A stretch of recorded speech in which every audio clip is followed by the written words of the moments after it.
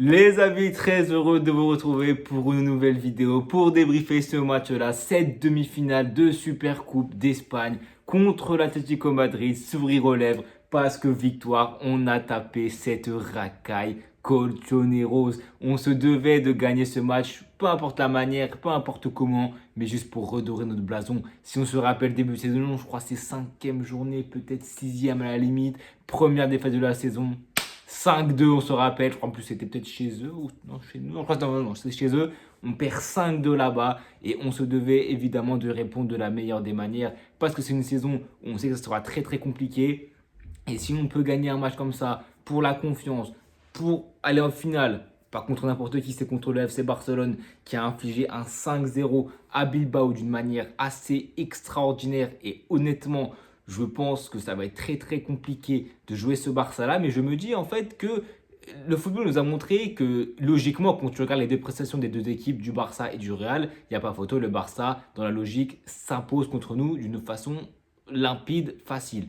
Mais si le football était aussi simple, ça serait trop nul de le regarder. Non, le football, il est complexe parce qu'on l'a vu pour le 5-2 et on l'a vu pendant plein de classicos, même quand le Barça était au plus mal, que peu importe les dynamiques, que peu importe ce qu'il y avait à l'instant T, en fait, c'est l'instant T qui compte. C'est le match là. Tu oublies tout ce qui s'est passé avant pour mettre 90 minutes de haute intensité. Et c'est pour ça que les classicos et que les matchs comme ça, c'est des matchs qui sont extraordinaires parce que même si tu arrives un peu moins bien, un peu moins en confiance, tu as cette opportunité-là, tu as ce match-là pour te relancer. Et très honnêtement, il faut qu'on arrive contre le Barça avec la rage à la tête. Il ne faut pas qu'on hésite à mettre le pied, à mettre de l'intensité parce que tu sais très bien qu'avec l'armada offensive qu'ils ont, ça va être un match qui sera très compliqué. Même si aujourd'hui, on se devait de procurer, comme je dis, le score était peut-être plus important que la manière, mais après le bêtise, il fallait qu'on voit du mieux dans le jeu, ou en tout cas, pas forcément des choses encore meilleures, mais il fallait qu'on voit au moins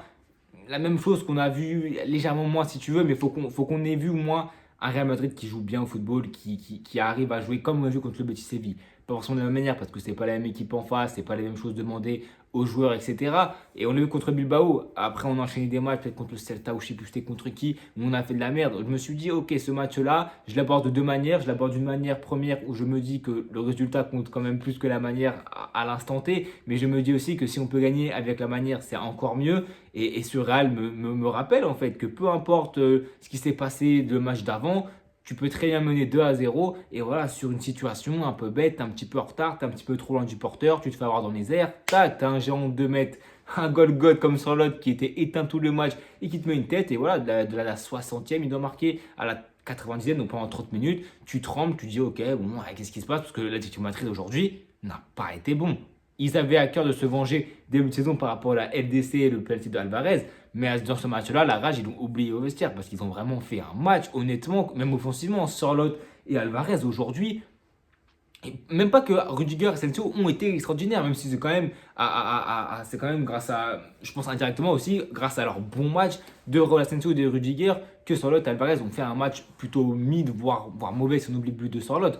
Mais honnêtement, les deux ont fait un match où ils n'ont pas forcément pesé sur la défense. Comme je dis, Rudiger et Asensio ont fait un match qui était solide. Mais même autour, quand tu avais même Baena, quand tu avais Simone, qui était peut-être celui qui était le plus remuant côté Colchoneros, honnêtement, même au milieu de terrain, j'ai trouvé que l'Atlético Madrid était assez faible. Et c'est dire, parce que je pense que ce débrief va être axé évidemment sur tout ce match-là, mais sur quelque chose qui m'a frustré un petit peu, on va dire, c'est le milieu de terrain du Real Madrid. Le milieu de terrain du Real Madrid, c'est évidemment ce que chaque personne qui regarde un match du Real Madrid va remarquer en fait dès le début.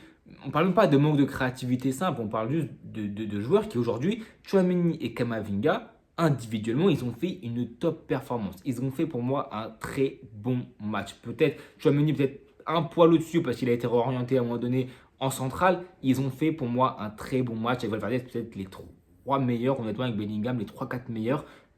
Mais malheureusement, c'est que collectivement, dans le bloc équipe, honnêtement, dans la cohésion au milieu de terrain, il y a tellement d'espace à avaler pour Kamavinga et Chouameni que que c'est trop compliqué en fait. Ils ont tellement de courses à faire dans leur dos, ils ne sont pas aidés et on le voit sur plusieurs situations où tu te retrouves en 4-2-4 avec seulement Kama et Tchouaméni qui font les retours, qui se tapent les boards pour revenir. Valverde, j'en parle même pas. On sait très bien que c'est sa plus forte qualité, c'est les retours défensifs, mais ils sont laissés par Bellingham, par Gonzalo, par Vini, par Rodrigo à plusieurs manières. Et heureusement qu'en face, on a un Atlético Madrid, pardon, qui était en panne footballistique, qui n'arrivait pas à déployer le jeu, parce que si honnêtement ils auraient été un peu plus dans les choix, s'ils auraient eu moins de déchets techniques, je peux vous assurer que ce match-là il finit au penalty parce qu'il n'y a pas de prolongation, et je vous assure que l'Atlético Madrid, s'ils sont un poil plus justes, on prend ce deuxième but, c'est sûr à 100%. Après, avec des si on refait le monde évidemment, mais ça prouve qu'au milieu de terrain aujourd'hui, pas que Tchouaméni et Kamavinga ont fait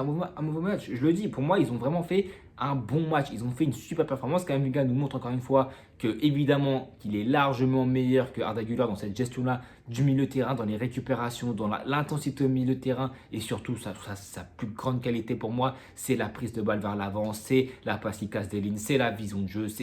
Même s'il pas le ballon, il y aura toujours une faute. C'est un joueur qui est très très élégant, qui est très très fort, et s'il est blessé sur le lâche, évidemment qu'il sera très très important dans ce milieu de terrain-là,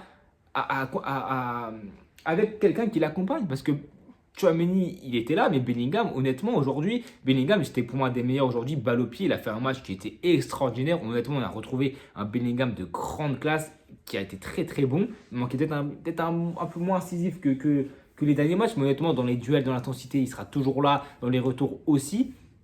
Mais par contre, dans ce domaine au milieu de terrain, Bellingham aujourd'hui, il est allé ça à l'abandon. Pour moi, il n'a pas fait assez de retours. Quand il était à ce poste de numéro 10, il n'a pas fait assez de retours pour les aider. Et on a vu, je pense que Xabi a compris, parce que c'est un coach hors pair. Je ne dis pas que je suis comme Xabi, mais à l'instant T, tu vois que le point faible de ce Real Madrid-là, dans ce match-là, c'est le côté gauche. Parce que quand tu n'as pas le ballon, tu es en 4-4-2 et tu as Vinicius qui... D'habitude, c'est toujours Bellingham qui est dans ce milieu à gauche. Mais là, aujourd'hui, je ne sais pas pourquoi, c'était Vinicius qui était à gauche, Rodrigo comme d'hab à droite, et les deux offensifs, c'était Gonzalo et Bellingham quand tu n'as pas le ballon. Mais tu sais très bien que Vinicius, même s'il a fait beaucoup d'efforts aujourd'hui par les courses vers l'avant, mais aussi par les retours défensifs, il ne va pas les faire 90 minutes. Il a fait sur 2, 3, 4, 5, 6 séquences, mais il ne va pas les faire tout le long du match. Avec les trous que tu les sais, tu as eu beaucoup de situations sur le côté de Carreras, ce qui fait que du coup, Kamavinga, il devait dézonner pour essayer de combler. C'est trop au milieu de terrain que Bellingham ne revenait pas boucher. Et ça, c'est les dominos. Et en fait, le truc, c'est que Xabi a compris ça, je pense, au moment du 2-1.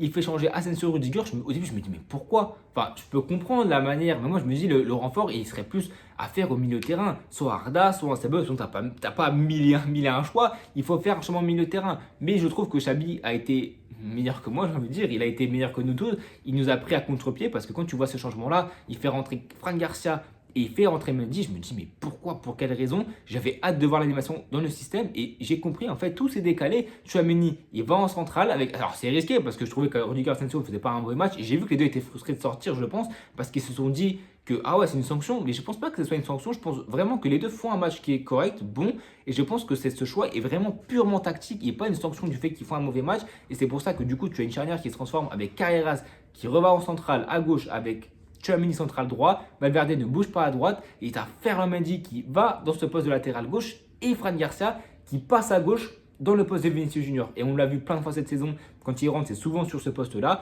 il peut faire du bien, et tu sais très bien que là, sur le côté gauche, c'est bouché, pas que ce soit des défenseurs latérales hors pair, mais ils ont quand même des qualités. Ça fait que du coup, Tchouaméni qui descend en centrale laisse un poste de milieu de terrain vacant pour Bellingham. Et là, tu as ta structure au milieu de terrain. Tu as un Tchouaméni qui est très solide. Devant lui, tu as Kama, Bellingham. Ça ne perd pas de ballon, ça court beaucoup. Dans les duels, c'est très très fort. Et en tant que latéral droit, tu as Valverde qui fait beaucoup de bien. Rodrigo à droite, évidemment, qui va faire les retours comme d'habitude. Et devant, tu as Vini et Gonzalo qui, là, Vini peut se permettre de courir un petit peu moins, de faire un peu moins d'efforts parce que Gonzalo, de une, va les compenser parce que lui, on peut dire ce qu'on veut, mais il court énormément. Et sur le côté gauche, ok, tu as Garcia et puis tu as Mendy. Et c'est pour ça qu'à un moment donné, à ce moment-là, quand ce changement s'effectue, à gauche, j'ai pas envie de dire que Simone ne passe plus, mais en tout cas, tu limites les dangers. Et au milieu de terrain, pareil, il n'y a pas beaucoup d'espace. Bellingham, quand il est dans ce poste-là, il fait beaucoup d'efforts défensifs. On le voit à la fin du match sur une frappe, la des dernières occasions de l'Atlético Madrid, c'est lui qui est au contact et c'est Carreras qui la dévie légèrement, même si je crois qu'il la touche pas. Cette occasion-là, cette passe c'est la passe de Almada, elle est extraordinaire sur Gonzalo qui est un petit peu attentiste. Bellingham, on le voit, il est au contact parce qu'il court du début jusqu'à la fin. Donc c'est un changement tactique qui pour moi j'ai trouvé a été intéressant, très très bon, et c'est là où tu reconnais la patte tactique d'un grand joueur, d'un grand coach qui aujourd'hui on nous a dit qu'il était sur la sellette. Encore une fois, moi je n'y crois pas les news comme ça, je pense que c'est uniquement pour déstabiliser le Real Madrid, le vestiaire, etc. et l'entourage du club. Je n'y crois pas, je pense que Pérez est un président qui est assez intelligent pour comprendre qu'il faut laisser du temps à un coach comme ça qui a beaucoup d'idées et que ça va mettre du temps à les mettre en place. Si tu dois juger, en tout cas dois faire un choix par rapport à la Super Coupe d'Espagne, pour moi, c'est pas maintenant que le dilemme doit se faire. C'est même pas cette saison, c'est dans, je ne vais pas vous dire plusieurs saisons, mais c'est la même période l'année prochaine. Je peux te dire pourquoi pas dans un football qui va de plus en plus vite, où tu laisses de moins en moins de temps à l'entraîneur. Je me dis pourquoi pas, même si moi, c'est pas ma vision de la chose. Et pour moi, un coach comme ça, il faut lui laisser des temps. Il faut lui laisser 1, 2, 3 mercato à la limite. Mais il faut lui laisser le temps de faire ses choix. Et aujourd'hui, on l'a vu, il a fait des choix. Alors, pas qu'il ait énormément de joueurs sur le banc, mais on le voit, Arda Güler a eu beaucoup de confiance en ce début de saison. Et on le voit qui ne donne pas satisfaction.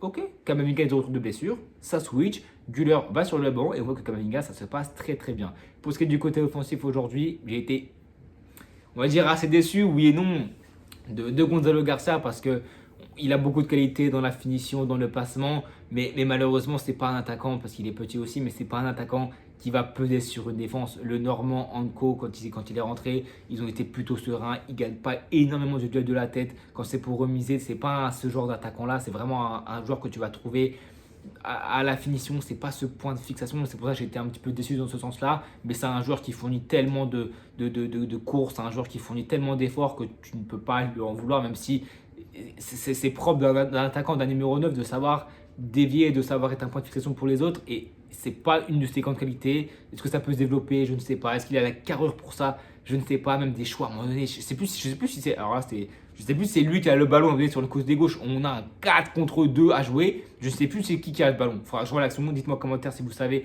qui est le joueur qui a le ballon. Il rate cette passe, mais pendant une heure, il reste bloqué dessus. Et je crois que c'est Gonzalo. Je ne suis pas sûr. Donc même dans la transmission, c'est assez compliqué. Voilà, ça ne deviendra jamais. Enfin, ça, faut pas être définitif dans le football, mais ça ne sera jamais le 9 du Real Madrid, qu'on soit clair, évidemment. C'était idyllique, c'est son triplé contre le Betis. Il pourra donner de très bons services à un attaquant d'un profil qui est différent de Kylian Mbappé. Donc, c'est ok, il sera différent, mais bon, voilà, fallait pas se leurrer, même si c'est un joueur qui est très intéressant, qui peut permettre de faire briller les autres. L'attaquant numéro 1, c'est Kylian.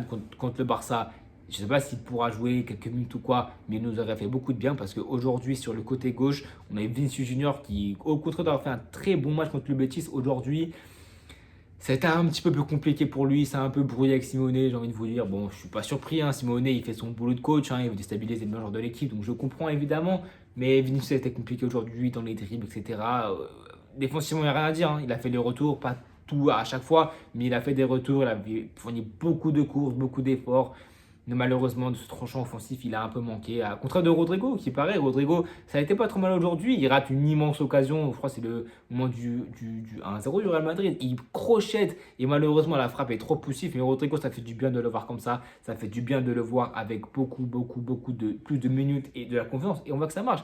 Depuis City, ses buts passent D à quasiment chaque match. Aujourd'hui, pareil, il aurait pu mettre doublé. Il met son but à la fin sur un très beau travail du Real Madrid. On le voit à la relance, ça passe du côté gauche en 1-2 touches de balle. L'Atlético était aussi évidemment fatigué, donc tu en profites. Mais tu as raison, tu joues vite, tu joues en 2 touches de balle, tu te projettes très bien. Et la passe de Valverde, elle est superbe, elle est clinique, elle est d'une passe fouettée, magnifique. Après Rodrigo, il finit, il s'emmène très bien, il élimine 2 défenseurs, il finit. Donc ouais, franchement, magnifique but de Rodrigo, suite à un beau mouvement par un collectif du Real Madrid. Mec, un Valverde qui était à la passe aujourd'hui et un Federico Valverde qui a mis un but extraordinaire. Ce mec, on le connaît par cœur de toute façon. On sait que lui, s'il met un but, c'est forcément un pré-Puskás, c'est forcément un bombasso, c'est forcément un but des 25-30 mètres et il te sort ça sur mon vieux site là qui buguait. Je vois cette frappe partir d'une vitesse extraordinaire dans un trou de souris sur l'autre. Il se contorsionne comme il peut. Mais il n'y a rien à faire, poteau. La frappe, elle part à une vitesse. Parce qu'elle n'est pas pleine louche, hein. Elle n'est pas pleine lucarne. Elle est bien placée. Mais si Oblak, enfin, là sans mieux, j'allais dire, mais Je pense que c'est Courtois, je pense que Courtois peut la sortir. Oblak aujourd'hui, la voit un petit peu tremblante sur cette frappe-là, mais elle part à une vitesse, t'as Starlot qui gêne, c'est hyper compliqué à sortir un ballon comme ça. Donc oui, il ne peut absolument pas rien faire parce que je pense que dans des situations de meilleurs gardiens au cage, tu peux la sortir, mais honnêtement, ça se joue à un trou de souris, ça se joue à un rien. Il a sorti sa frappe de mule, sa célébration iconique, tu sais, mais je sais très bien que quand il met un but comme ça, il va forcément faire ça. Et au-delà de son but, ça fait quelques matchs que je trouve que Valverde est bien meilleur. Alors oui, son but met en point d'orgue et sa passe D met en point d'orgue, ce que je viens de dire. Mais je trouve que peut-être depuis City, je pense, et City inclus, je pense, depuis le match de City inclus, comme je viens de dire, je pense qu'il est un peu mieux. Je pense que voilà, les blessures, etc., le surmenage, les petits pépins physiques, je pense que ça l'a laissé un peu tranquille. Le fait aussi de changer de poste, parce qu'après Carvajal, après Trent, eh ben, c'était lui à ce poste de latéral droit, donc il va encore y rester pendant longtemps, mais si Carvajal, je l'ai vu, c'est sur le banc, et je crois qu'il était même dans le groupe, donc peut-être qu'il va pouvoir retrouver son poste au milieu de terrain, même si je trouve que le milieu de terrain, avec un Valverde, pourrait être plus intéressant, même si moi je pense, et peut-être que c'est utopique, mais je pense que le système idéal du Real Madrid, je pense que nos mi-temps c'était pas mal, maintenant la longue, je pense que ça ne durera pas, bien que la charnière Rudiger Asensio m'effraie au plus haut point et qu'on ne peut pas gagner de titre avec cette charnière-là, sur 2 matchs, pourquoi pas. Si contre le Barça, ils sont réalignés et qu'ils refont un match comme ça, pourquoi pas. Même si, bon, j'ai que très peu d'espoir en cette charnière à long terme. Et pour moi, je préfère éteindre la télé que d'allumer un match en fin de saison, enfin plutôt début de la prochaine saison, avec cette charnière alignée. C'est impossible. Mais la charnière Carreras, Tchouaméni, bon, je n'ai pas non plus beaucoup de certitude sur ça. Un Carreras que je n'ai pas trouvé très très bon aujourd'hui. Honnêtement, je ne l'ai pas trouvé que dans son rôle où il apporte beaucoup offensivement. Alors oui, il faudrait qu'il ait un ailier qui puisse combiner, etc. Mais c'est pas forcément un joueur comme ça. C'est un peu compliqué Carreras de se placer pour lui parce que soit il rentre intérieur, mais bon, il fait pas beaucoup de différence. Dans un match comme ça, il y a trop de monde devant lui pour qu'il prenne l'espace. Donc c'est un match qui a été compliqué pour lui. Même pas forcément défensivement, même si défensivement, il n'a pas non plus été hyper serein, hyper clinique. Ça a été un match assez compliqué pour lui. En charnière, je pense que ça ne le fera pas. Donc oui, pour moi, il faut recruter. Mais bon, ça, on en parlera plus tard dans la saison. Mais pour moi, le système du Real Madrid qui était fait en deuxième mi-temps était plutôt pas mal au milieu de terrain. Mais moi, mon système de rêve, entre guillemets, si Kylian n'est pas là, blessé ou je ne sais quoi, c'est de pourquoi pas voir un Bellingham, pourquoi pas en neuf et de laisser une place au milieu de terrain pour Valverde, d'avoir un milieu de terrain, Tchouaméni, Kama, Valverde. Je trouve que c'est très complet. Alors c'est vrai que footballistiquement, ça reste quand même très très limité. Mais avec un Bellingham qui est en faux neuf, qui peut se balader et aussi surtout un Rodrigo. Alors c'était bizarre parce qu'au moment du changement, il y a eu un repositionnement tactique. C'était même plus du 4-3-3 avec ou sans ballon, c'était vraiment du 4-4-2 avec Vini et Gonzalo. Et j'ai trouvé, après c'était sur quelques séquences, mais j'ai trouvé qu'on a eu un Rodrigo qui n'est pas joué en tant que 10, mais j'ai trouvé un Rodrigo qui jouait et qui était un peu bon, ça n'a rien à voir, mais comme Nico Paz avec Como, c'est-à-dire un joueur qui est ce numéro 10, mais qui aussi, bon, peut descendre, mais Rodrigo l'a pas trop fait sur cette séquence-là, enfin sur plusieurs séquences, mais j'ai trouvé que Rodrigo a touché des ballons et a essayé de jouer un peu ce poste de numéro 10, de toucher des ballons, d'être devant le bloc adverse et d'essayer de le transpercer par des passes, par des dribbles. Et je trouve que Rodrigo, ça peut être un rôle qui peut lui aller, pas d'être cet ailier-là qui colle la ligne, mais d'être ce joueur-là qui, ok, de temps en temps, on le voit souvent aussi qui, bien sûr, il dézone à gauche, de l'autre côté de Vinicius, mais j'ai trouvé un Rodrigo qui était plutôt pertinent. Alors ça n'a pas duré longtemps, ça a peut-être duré 5-10 minutes, mais je me dis, ok, c'est une piste si Chabi l'a vu, peut-être c'est moi qui fabule, hein, mais voilà, si le staff l'a vu, ok, Chabi, Rodrigo peut potentiellement pas jouer 10, mais dans une configuration comme ça où tu fais des changements en fin de match, un Rodrigo qui peut épuiser des défenses, en tant que 10, il a cette vision de jeu, il a ce geste-là qui peut être clinique, qui peut faire la différence. Donc moi je me dis en vrai, ce match-là, il est bon, il est loin d'être extraordinaire, il y a encore beaucoup de choses à gommer, à régler. Maintenant, il faut se projeter, hein, dimanche, finale, je crois que c'est peut-être dimanche ou samedi, on est quoi, on est jeudi, ouais, je crois que si, c'est dimanche quand même, bon, 3 jours de repos, dimanche 20h, la finale, Barça, Real Barça, je sais pas comment ils vont appeler ça, mais bref, la finale de Super Coupe d'Espagne, peut-être pour la 16e, je crois, du Barça en cas de victoire et la 13e côté Real Madrid. Honnêtement, ça ferait du bien d'avoir un trophée.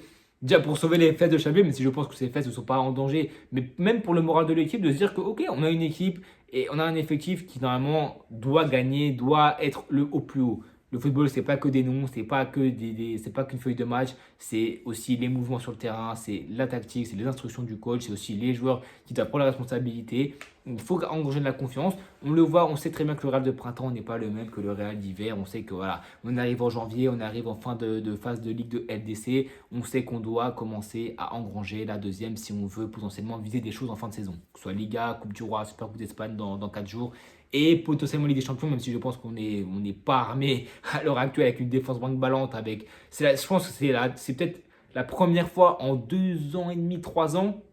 Peut-être que j'abuse, mais en tout cas, sous Xabi, c'est sûr qu'on a eu 2 fois le même 11. C'est-à-dire avec les blessures qu'on a, les méformes, etc., des joueurs pas en confiance. C'est la deuxième fois de la saison qu'on a le même 11 à l'identique. C'est quand même assez dingue. Et depuis longtemps, depuis Xabi, c'est sûr, ça n'a jamais été arrivé une seule fois, mais depuis même sous Carlo, franchement, il faut remonter à longtemps avant de voir 2 compos alignés. Donc il faut la continuité pour ces joueurs, il faut continuer à prendre des repères. Le mercato prochain, je pense, fera beaucoup de bien pour Xabi, pour le Real. Ce sera le moment de déclic pour savoir que, ok, cette saison-là, à l'heure actuelle où on est, c'est encore une saison de bâtisseur, c'est une saison où tu peux te permettre encore une fois, pas de perdre des points ni même d'échouer, mais tu peux te permettre de tenter des choses qui ratent ou qui marquent. On voit qu'il y a des choses qui ont été instauré par Xabi, un Courtois qui touche un peu plus le ballon, un Güler qui a essayé d'être dans le registre numéro 6, 8, un Kamiga qui revient, un Valverde peut-être à droite, un Gonzalo qui rentre. Donc on voit que Xabi veut mettre en place des choses, même le pressing haut, etc. Donc ok, on voit que Xabi met en place des choses, mais la confirmation, ce sera vraiment la saison prochaine où là,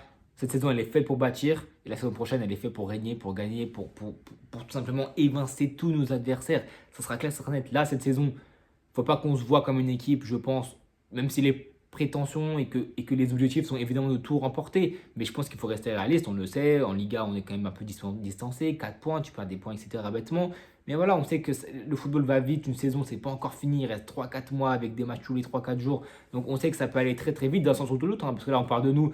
Je me projette comme quoi on pourrait peut-être tout prendre. Mais évidemment que l'objectif, c'est de tout prendre. Mais je ne pense pas qu'on soit taillé à l'heure actuelle pour le prendre et qu'on soit prêt même collectivement à tout prendre, mais je me dis que ok, tu peux te permettre de rêver, ou moins prendre un trophée, ça serait quand même mieux que les dernières, sinon tu ne peux pas faire pire, donc ça serait quand même mieux de prendre en plus une Super Coupe d'Espagne, ça ferait franchement du bien contre le Barça, pour le deuxième Classico de la saison, pour gagner le deuxième Classico contre le Barça, après ce match-là contre l'Atlético Madrid, le derby remporté, ça ferait du bien franchement, tu entimerais en plus à LDC, je crois que ça sera contre Monaco très très bientôt, tu auras aussi là en Liga, je ne sais plus c'est contre qui, donc ça serait bien de prendre ce match-là par le bon bout, de remporter ce match, mais en face, tu as une équipe du Barça qui va arriver en pleine confiance avec 5 clean sheets de suite, 9 victoires de suite, une équipe qui est tout simplement inarrêtable. Ce sera un match qui sera ultra intéressant de voir comment le Real va se comporter face à une équipe comme le Barça, qui à l'heure actuelle est très très très très très en forme avec des joueurs vraiment au top. Donc franchement, j'ai hâte d'être à dimanche 20h. Donc j'espère que vous êtes au rendez-vous pour qu'on puisse débriefer ce match-là dans les meilleures conditions et on espère que tu auras le Madrid. En tout cas, les amis, prenez soin de vous, abonnez-vous, likez, partagez